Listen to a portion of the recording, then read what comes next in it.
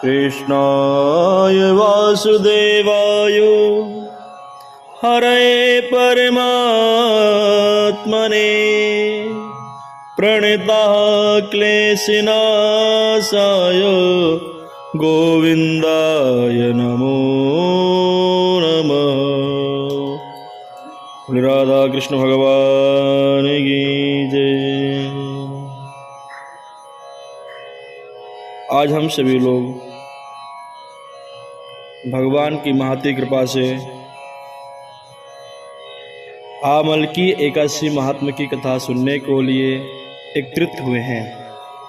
मानदाता जी बोले, हे वशिष्ठ, यदि आप मुझ पर प्रसन्न हैं तो ऐसा व्रत कथा कहो जिससे मेरा कल्याण हो। वशिष्ठ जी बोले, हे राजन, सब व्रतों से उत्तम और अंत में मोक्ष देने वाला आमलकी एकादशी का वर्णन करता हूँ। यह फाल्गुन माह के शुक्ल पक्ष में होती है। इस व्रत का पुण्य 1000 गौ दान करने के बराबर होता है। मैं आपसे एक पौराणिक कथा कहता हूँ। एक वैदिनक नामक नगर में ब्राह्मण, वैश्य, क्षत्रिय, शूद्र चारों वर्ण आनंद पूर्वक रहते थे। उस नगर में चैत्ररथ नामक चंद्रवंशी राजा था। वह महान विद्वान तथा धार्मिक था। वहाँ के निवासी वृद्ध से बालक प्रत्येक एकादशी का व्रत करते थे। एक समय फाल्गुन मास के शुक्ल पक्ष को आमलकी नामक एकादशी आई। उस दिन राजा से प्रजा तक, वृद्ध से बालक तक सबने हर्ष सहित प्रसन्नता पूर्वक उस एकादशी का व्रत किया। राजा अपनी प्रजा के साथ मंदिर में जाकर पूर्ण कुंभ स्थापित करके धूप, दीप, नैवेद्य, पंचरत्न, छत्र आदि से धात्री की पूजा करने लगे। वे सब धात्री की इस तरह स्तुति करने लगे, हे धात्री, तुम ब्रह्म स्वरूपा हो, तुम ब्रह्मा जी द्वारा उत्पन्न हो और सारे पापों को नष्ट करने वाली हो। तुमको नमस्कार है। अब तुम अर्घ्य स्वीकार करो। तुम रामचंद्र जी द्वारा सम्मानित हो। मैं आपकी प्रार्थना करता हूँ, मेरे समस्त पापों का हरण करो। उस देवालय में रात्रि को सबने जागरण किया। रात्रि के समय उस जगह एक वहेलिया आया। वह महापापी तथा दुराचारी था। वह भूखा प्यासा था। उस जगह बैठकर विष्णु भगवान की कथा एवं एकादशी महात्म सुनने लगा। वहेलिया ने उस रात्रि को अन्य लोगों के साथ जागकर व्यतीत किया। प्रातःकाल होते ही सभी लोग अपने अपने घर गए। कुछ समय बीतने के पश्चात उस बहलिया की मृत्यु हुई और उस आमलकी एकादशी के व्रत तथा जागरण के प्रभाव से उसने राजा विदुरथ के घर पर जन्म लिया। उसका नाम वसुरथ रखा गया। बड़ा होने पर वह चतुरंगिणी सेना के सहित धन धान्य से युक्त होकर 10 शास्त्र ग्रामों का पालन करने लगा। वह तेज से सूर्य के कांति में, चंद्रमा के वीरता में, विष्णु भगवान के और क्षमा में पृथ्वी के समान था।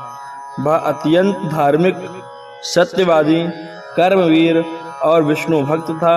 वह सदैव यज्ञ किया करता था।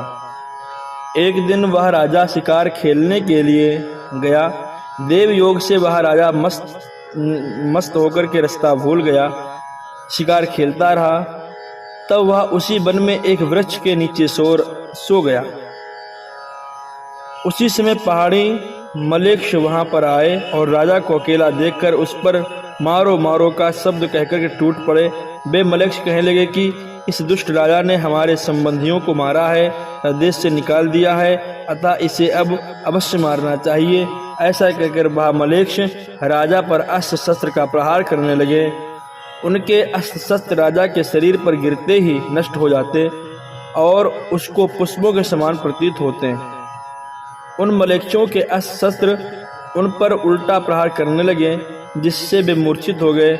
उस समय राजा के शरीर से एक दिव्य स्त्री प्रकट हुई, जो अत्यंत सुंदर और सुंदर वस्त्रों सहित आभूषणों से अलंकृत थी। उसकी भ्रुकुटी टेढ़ी, आंखें लाल अग्नि निकल रही थीं। वह मलेक्षों को मारने दौड़ी और समस्त मलेक्षों को काल के गाल में पहुंचा दिया। अब राजा जब जगा तब इन मलेक्षों को मरा हुआ देखकर सोचने लगा कि इन शत्रुओं को किसने मारा है। जब वह राजा ऐसा विचार कर रहा था तभी आकाशवाणी हुई और कहने लगी, आकाशवाणी, हे राजन, इस संसार में तेरी विष्णु भगवान के अतिरिक्त कौन रक्षा कर सकता है। इस आकाशवाणी को सुनकर राजा अपने नगर को वापस आ गया और सुखपूर्वक राज करने लगा। महर्षि वशिष्ठ जी बोले, हे राजन, सब आमलकियों एकादशी के व्रत का प्रभाव था। जो मनुष्य इस आमलकी एकादशी व्रत को करते हैं वे प्रत्येक कार्य में सफल होते हैं और अंत में विष्णु लोक को जाते हैं। उनकी रक्षा स्वयं भगवान विष्णु करते हैं। बोल नारायण भगवान की जय। हे एकादशी मैया की जय।